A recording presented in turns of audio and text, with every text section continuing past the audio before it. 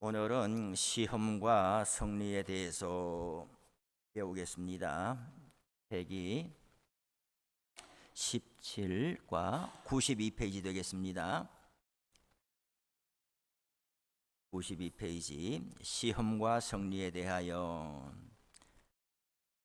성도들을 시험하는 자가 누구인가? 우리가 신앙생활을 하는 중에 간혹 시험이 오는데 그것은 마귀가 하는 것입니다.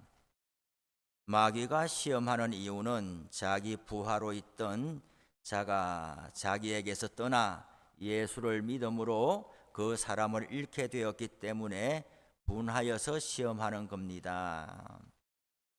시험, 마태복음 4장에 보면 4장 1절로 되어 있는데 예수님께서 공생의 사역으로 나가기 전에 마귀에게 시험을 받으셨다라고 되어 있어요. 그때에 예수께서 성령에게 이끌리어 마귀에게 시험을 받으러 광야로 가셨다 그랬어요. 또한 요한복음 13장에 보면은 가룟 유다에 대한 이야기가 나오는데 마귀가 벌써 시몬의 아들 가룟 유다의 마음에 예수를 팔려는 생각을 넣었더라 그랬어요.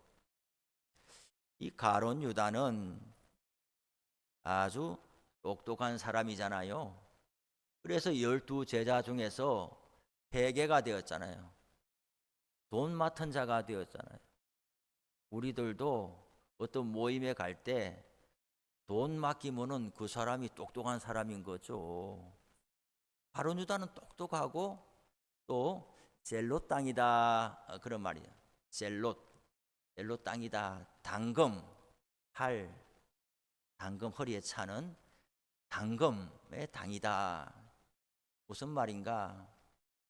이제 나라가 당시에 로마의 압제 아래 있고 또 이제 총독의 통치를 받지 않는 곳에는 헤롯 일가의 통치를 받고 있잖아요. 어느 쪽이든 간에 다 우리 아브라함의 자손이 식민지가 되고 지배를 당하고 언제 우리는 독립해서 다윗의 자손, 다윗의 나라가 임한 것을 보겠느냐? 우리도 일제강점기를 경험한 적이 있잖아요. 독립운동 하신 분들 있잖아요. 가룟 유다는 그 독립운동의 열심을 가진 사람으로서 예수님의 제자가 되어서 예수님을 따라다니면서 보니까 정말 이분이야말로 우리를 독립시켜줄 그런 큰 인물이 될 줄로 알았는데 3년 가까이 돼 가면서 보니까 점점 뭔가 다른 길로 가더란 말이죠.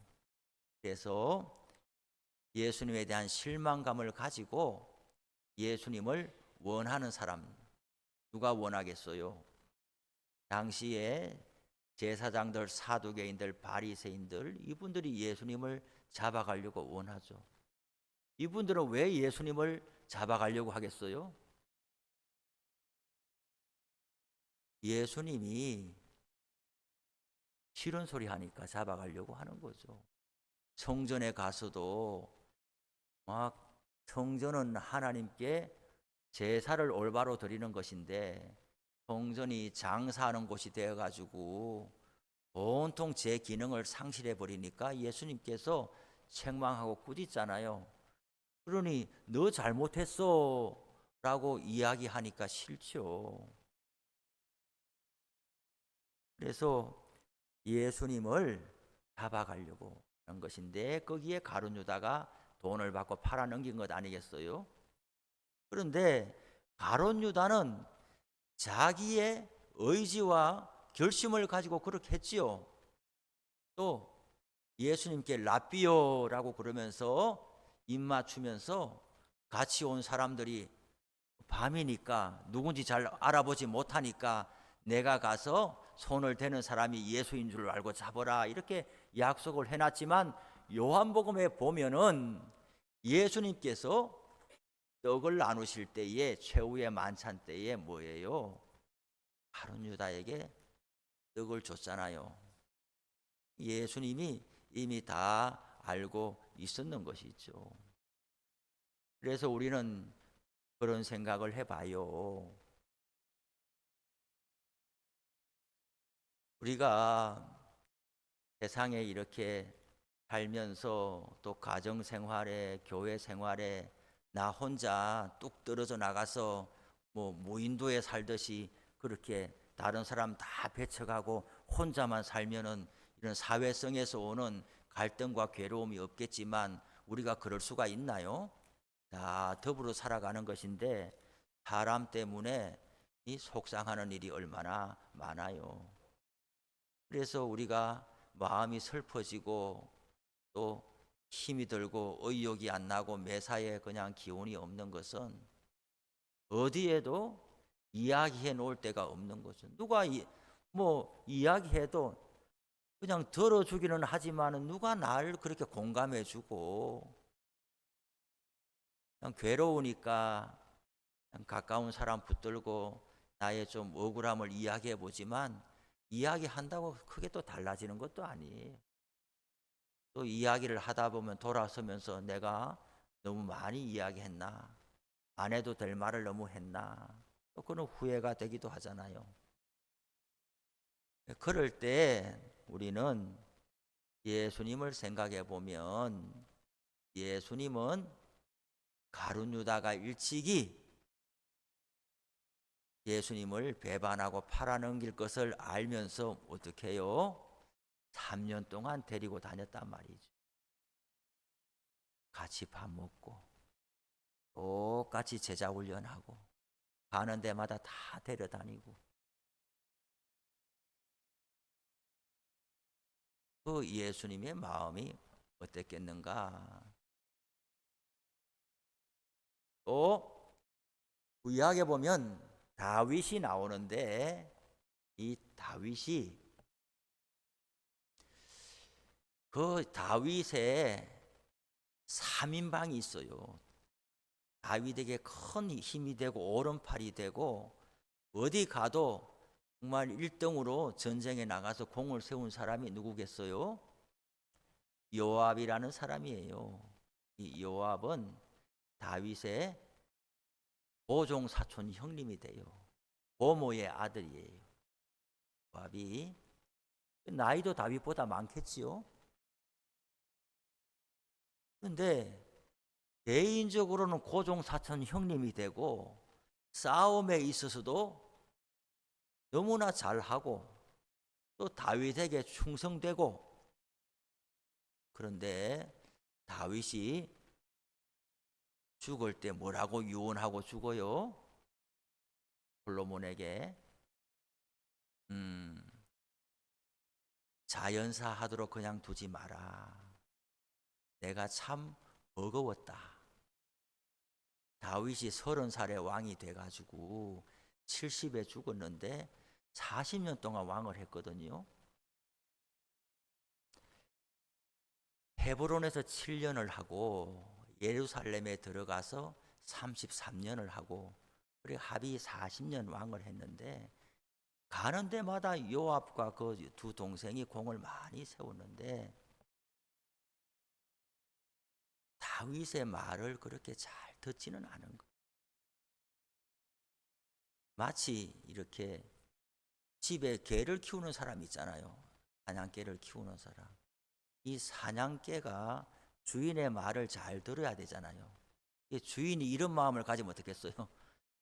들에 가서 멧돼지도 사냥하고 노루도 사냥해 오는데 언젠가는 날 물겠구나 이놈이.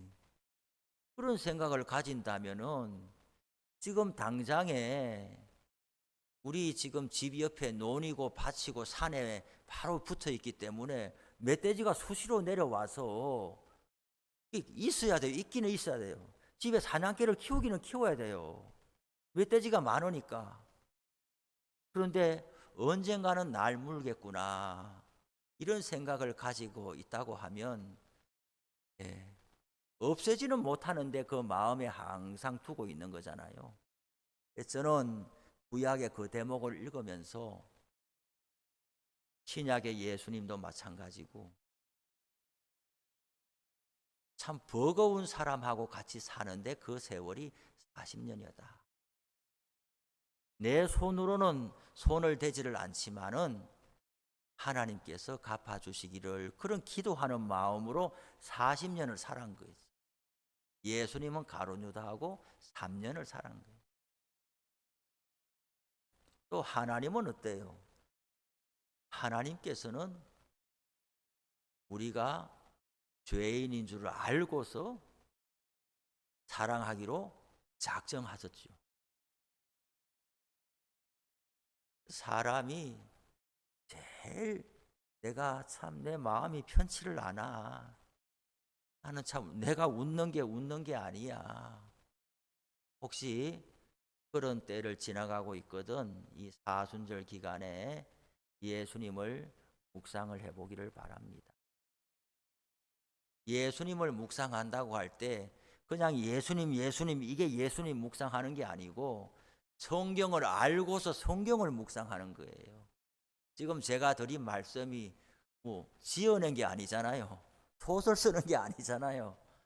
성경에 나와 있는 내용들을 이렇게 끄집어내 가지고 행간을 읽어 들어가면서 이야기 스토리로 이렇게 구상화 시켜 가지고 그것을 산에 갈 때도 뭐 운동 갈 때도 뭐 집에서 설거지 할 때도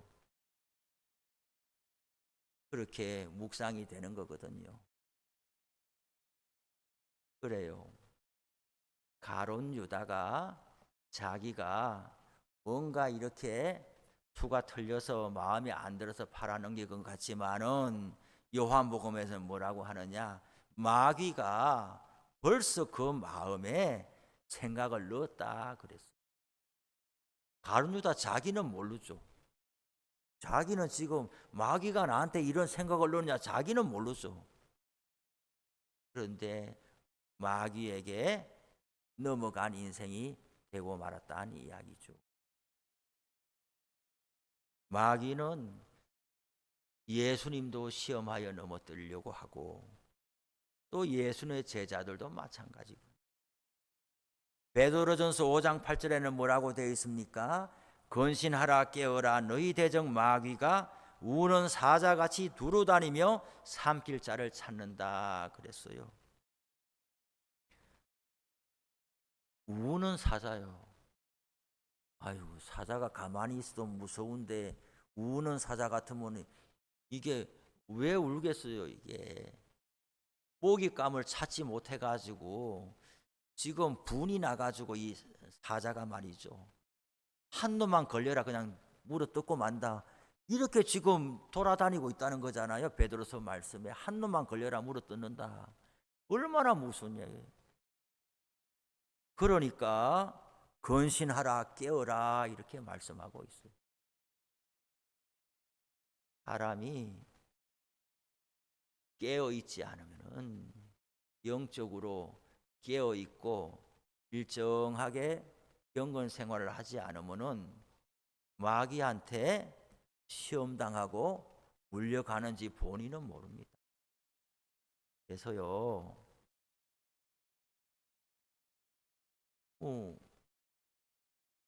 이런 것은 좋은 일이 아닙니다. 제가 말했지요. 사실관계 말하는 게 좋은 게 아니라고. 사실관계에 매달리는 게 성숙한 사람이 아니에요. 나는 거짓말은 못해. 나는 틀린 말은 못해. 이렇게 하면서 못난 사람 보고 너 못났다. 그래 나는 틀린 말은 안 해. 온 동네 사람이 못났다고 하니까 내가 못났다고 하는 거지. 나는 책임 없어. 성숙한 사람은 아닌 거지요. 누가 나한테 이렇게 하니까 내가 갚아주는 거야. 원인 제공은 너가 했어. 어떻게 했어? 언제 이렇게 했잖아. 성숙한 사람은 아닌 거죠. 사실관계에 매달리는 게 성숙한 사람이 아닌 거예요. 우리가 이런 일에 시험에 드는 거지요. 나는 할 말을 한다. 나는 받았으니까 갚아준다.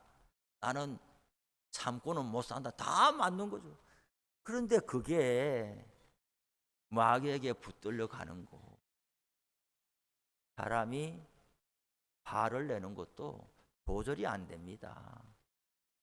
사람이 조절이 안 돼요. 분별력이 있고 깨어 있다라는 이야기는 옳고 그름을 따져가면서 하면은 그것이 마귀에게 시험 당하는 수가 있다는 것이. 이제 우리가 교회도 잘 되고 하려면은 사실관계보다도 사람을 세워가고 위로하고 허물을 덮어주는 것이 그것이 중요한 거란 말이에요. 내가 너무 다 파에 쳐서 가지고 내가 다 갚아주려고 하는 것은 지금은 맞아요. 내일은 틀릴 수가 있는 거예요. 지금은 왜 맞아요? 네 책임이잖아. 1 더하기 1은 2. 지금은 맞잖아요. 내일 내가 하나님 앞에 정신을 차리고 보면 내가 왜 그랬나 싶은 거예요. 하나님 나한테 그렇게 갚아주면 어떡하나 싶은 거예요. 너무 똑똑한 사람들이 신앙생활을 잘 못해요. 똑똑한 사람들이 하나도 애누리 없이 다 찾아내려고 하니까 어떻게 그 제대로 돼요? 우리는 은혜로 사는 건데 또 어떤 사람은 말해요. 그래 은혜 좋다. 은혜 이야기하니까 되는 게 뭐가 있냐 싶지만 안 되는 것도 없어요. 우리가 모두 나름대로 다 똑똑한데 자기 똑똑한 거 가르치고 바로 잡으려고 하면은 교회가 안 돼. 이렇게 좀 덮어주는 것도 있어야 되고 눈 감아주는 것도 있어야 되고 이렇게 해서 하나님이 개입하실 여지를 좀 두고 살아야지 내가 다 참견하고 내가 다 해결을 내려고 하면은 뭔가 너무나 이렇게 팍팍해져 가지고 나중에는 숨 막히게 되는 거죠. 우리의 똑똑함 속에 마귀가 틈타난다는 것을 우리가 알아야 돼요. 어떤 방법으로 시험하는가? 첫 번째로 악한 친구를 이용하는 수가 있다. 악한 친구. 잠언 1장 10절에 뭐라고 되어 있는가? 내 아들아 악한 자가 너를 꾀일지라도 따르지 말라 그랬어요. 사람을 잘 사귀어야 되는데 사람은 자기가 가까이 지내는 사람에게 영향을 받거든요. 근데 악한 친구도 있고 또 선한 친구도 있는데 악한 친구를 알아봐야 되잖아요. 그런데 이 친구를 따라서 내가 이 친구를 닮아가서 어느 길로 가는지를 분별해야 되는데 그렇지 못하면은 시험에 들고 넘어지게 되는 거예요. 우리가 사람을 자꾸 의심하는 것도 좋은 마음이 아니지만은 분별하지 못하는 것도 어리석은 거예요. 악한 친구의 꾀임에 넘어가지 아니하도록 우리는 그래서 기도하는 거죠. 하루를 시작하면서도 이렇게 하루 계획이 있는데 오늘 이런 일 속에 하나님께서 동행하여 주시고 또 중요한 계약이나 거래를 하려고 하면은 하나님께서 눈을 밝게 하셔서 상황을 잘 읽어보고 할 수 있도록 그래요. 사업하시는 분들은 그런 이야기를 하더라고요. 우리가 보험 하나 들려고 해도 글자가 깨알 같은 글자가 있어서 뭐 그거 다 읽어보려고 하면 하루 종일 걸릴 테니까 아이고 안 읽어도 됐습니다. 뭐 이렇게 하면서 잘 읽어보지도 않고 뭐 사인했다가 거기에 무슨 독소 조항이 있어가지고 사인했으니까 물리지를 못하잖아요. 또 어떤 거래를 이렇게 할 때에 아이고 뭐 우리 사이에 뭐 도장 찍고 할 게 뭐 있나? 이거 해야지 그러면은 또 마치 관계에 대해서 뭔가 불신하는 것 같이 그렇게 좀 몰아가면서 아이고 나를 못 믿어서 이렇게 자꾸만 종이 내밀고 그러냐고. 그러면 또 그 분위기에 편성돼 가지고 아이고 그래 우리 사이에 뭐 이렇게 하다 그 사이가 나중에는 원수지는 사이가. 사람을 대할 때도 악한 의도로 오는 것인지 좋은 의도로 오는 것인지 그런 것을 잘 분별해야 되는데, 사단은 우리에게 사람을 이렇게 이용해서 시험에 들게 하는 일이 있단 말이에요. 두 번째 보니까 물질이 궁핍할 때에 물질로서 시험합니다. 잠언 30장 9절에 이게 아굴의 기도잖아요. 혹 내가 배불러서 하나님을 모른다 여호와가 누구냐 할까 하오며 혹 내가 가난하여 도둑질하고 내 하나님의 이름을 욕되게 할까 두려워함이니이다. 우리가 가난한 걸 좋아할 사람은 아무도 없어요. 가난해서 다 벗어나기를 원해요. 그런데 아굴이라는 사람은 뭐라고 기도하느냐? 나를 너무 부자도 되게 하지 말아주세요. 이런 기도 어떻게 생각하세요? 있으면 있을수록 좋지. 그런데 아굴이라는 사람은 나를 너무 부자 만들어 주지 마세요. 왜? 내가 배불러서 하나님을 모른다 여호와가 누구냐 할까, 내가 그런 사람이 될까 염려됩니다. 그렇다고 나를 너무 가난하게도 만들지 말아주세요. 왜? 내가 가난해가지고 없어서 남의 것을 도둑질하고 내 하나님의 이름을 욕되게 할까 두렵습니다. 가난하게도 마옵시고 부하게도 마옵시고 꼭 있어야 할 만큼만 나에게 주셔서, 그 있어야 할 만큼이 뭐냐? 하나님을 섬기며 살아가기에 필요한 만큼만 주세요. 저는 저보고 목사님은 돈이 얼마만큼 있으면 좋겠어요? 저도 돈이 좋지요. 돈이 얼마만큼 있으면 좋겠습니까? 물어본다면 저는 이렇게 말하겠어요. 물론 하루 세끼 돈 없어서 못 먹는 일은 없어야 되겠다. 하루 세끼 밥은 먹어야 되겠다. 그 다음에 친구가 왔을 때에 밥 대접할 수 있어야 되겠다. 사람 만나러 나가는데 돈이 없는데 밥값 어떡하지? 그런 형편에는 처하지 말아야 되겠다. 제가 그래 봤기 때문이죠.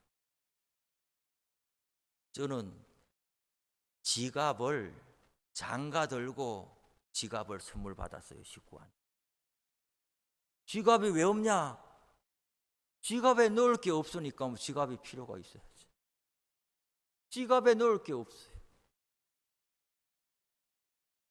그래서 신학교 다닐 때 이제 선보러 나오라고 이렇게 제가 하도 그냥 도서관 기숙사 방에만 있고 이렇게 하니까 여러 친구들이 불쌍히 여겨가지고 야 준비해놨다. 옷도 친구들이 자기 옷 나한테 막 입혀주면서 막 내 옷 입고 나가라, 내 옷 입고 나가 그러면서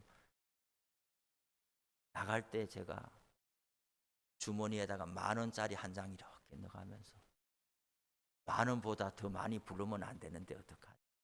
갈 때도 조마조마, 갈 때도 조마조마. 시골에 있다가 오니까 카드가 뭐냐 도대체. 사람들이 카드를 내고 결제를 하는데 카드, 제가 여러분들이 웃을지 모르겠지만 신용카드하고 농협에서 그 직불카드 있잖아요. 이렇게 그거하고 차이를 몰랐어요.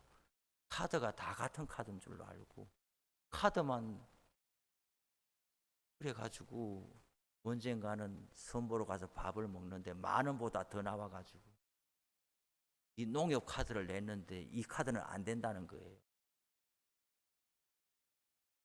카드를 왜 안 받지? 그러면서 어떤 사람은 저를 보고 북에서 왔냐 이랬어요. 저거. 친구들한테 뭐 내가 이 카드를 내고 밥값을 왜 밥값을 안? 그리고 이제 신용카드를 또 그때 만들려고 하니까 뭐 있어요 조건이 지금은 막 만들어 주지만 그때는 뭔가 조건이 있어 가지고 됐어요. 그래서 밥 먹으러 가려고 하면은 식당 문에 들어가면서 뭐 보느냐? 카드만 받느냐? 이런 거 써놨나? 그런 거. 오늘 친구가 와서 야 우리 오늘 밥 먹으러 가자 그래서 밥 먹으러 한 그릇 잘 대접받고 와서 또 기숙사 왔는데 또 다른 친구가 말이죠.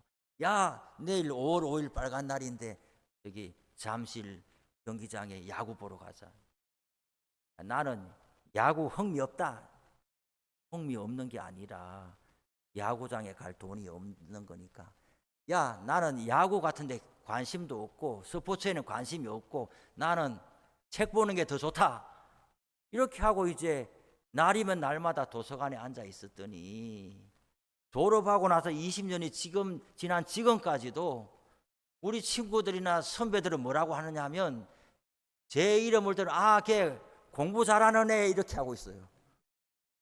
걔 책 좋아하고 공부 잘하는 애. 그래도 다른 별명보다는 낫죠. 그래서 제가 나는 얼마만큼 돈이 있으면 되느냐? 사람이 왔을 때에 밥 대접하기에 내가 주저함이 없을 정도로 나는 돈은 있어야 되겠다. 물질이 궁핍하면은 시험에 들려. 세 번째 보니까 번영 그것이 곧 시험의 도구가 된다. 잠언 말씀 그대로 있는 거예요. 너무 잘 살고 출세하는 것도 신앙과 믿음을 떨어뜨리게 된다는 거예요. 높이 올라갈수록 사람들에게 박수 받을수록 자기의 평정심을 유지하려면 엄청난 자기 부인이 있어야 되는 거예요. 없어가지고 없는 건 어떡하겠어요. 그런데 많이 있고 사람들이 우러러보는 자리에서 그것을 유세하지 않고 그저 한 인간으로서의 그 인간다움을 유지하는 것은 정말 하나님의 은혜가 부어지지 않고는 안 되는 거예요.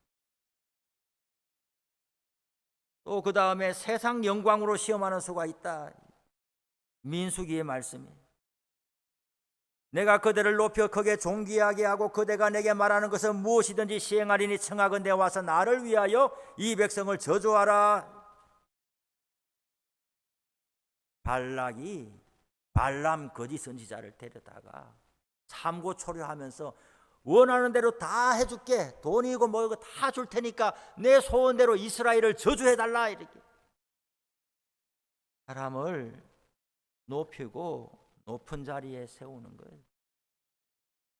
그것이 우리가 넘어지게 되는 경우가 많아요.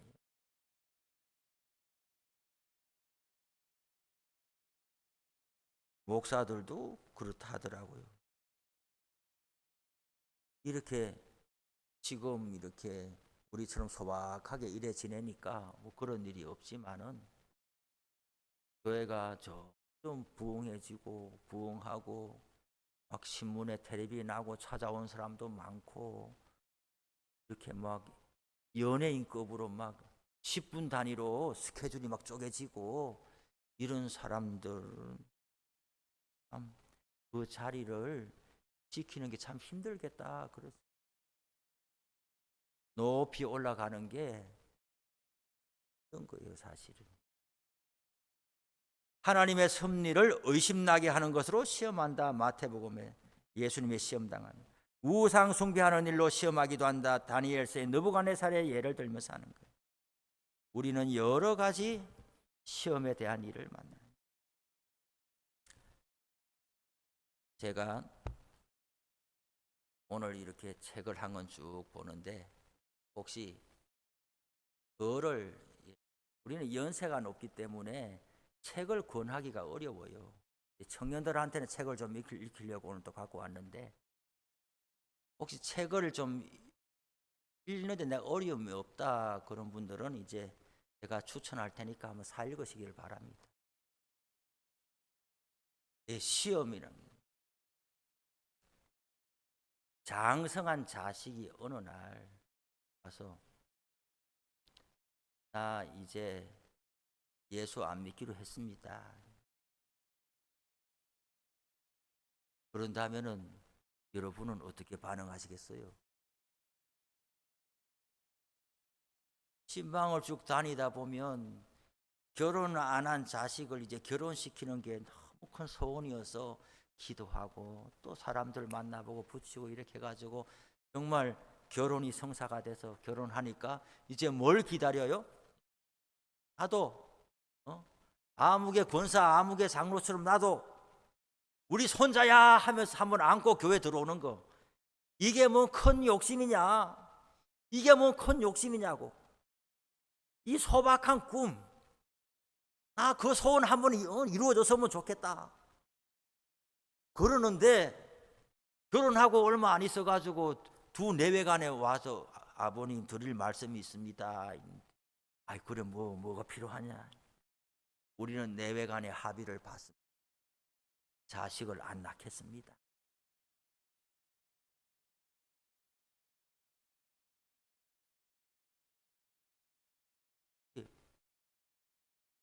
제 주위에 제가 경험한 교인들 가정에 희귀한 게 아니에요.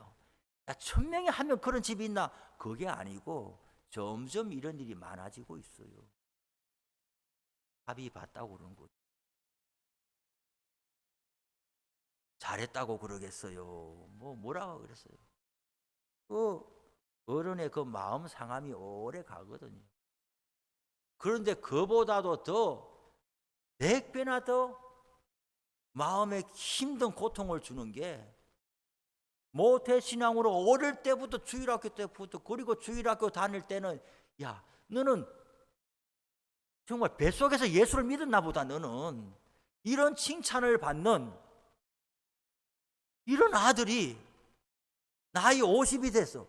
이제 나는 나이 80이니까 야 참 나는 이만하면 큰 축복을 받았다 하고 이제 그냥 돌아갈 나를 생각하면서 이렇게 살고 있는데, 어느 날 내외간에 와가지고 하는 이야기가, 나이 50이 되는 아들이 아버지 나 이제 신앙을 떠나기로 결심했습니다.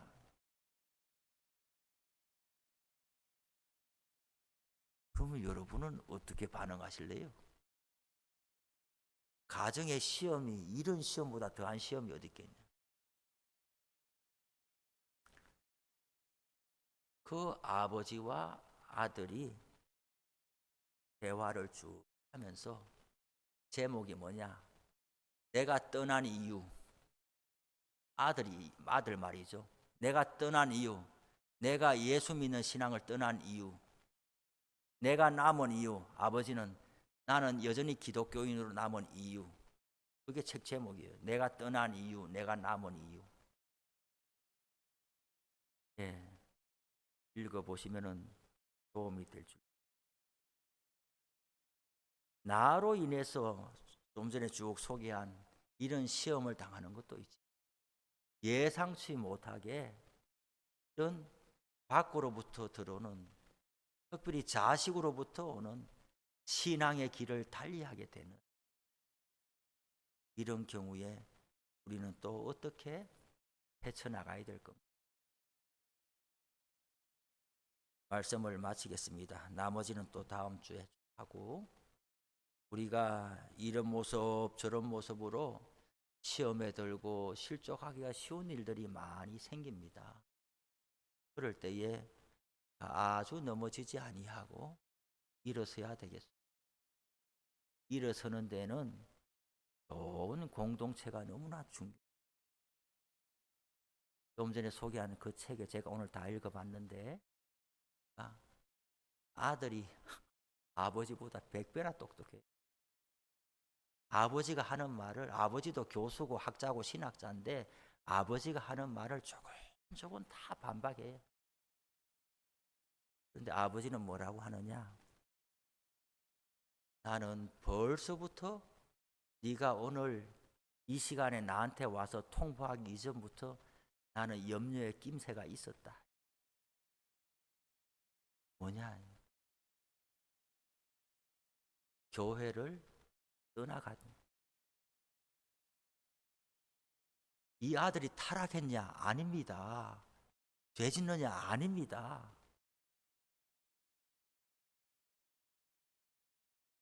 사람들에게 존경받고 삽니다.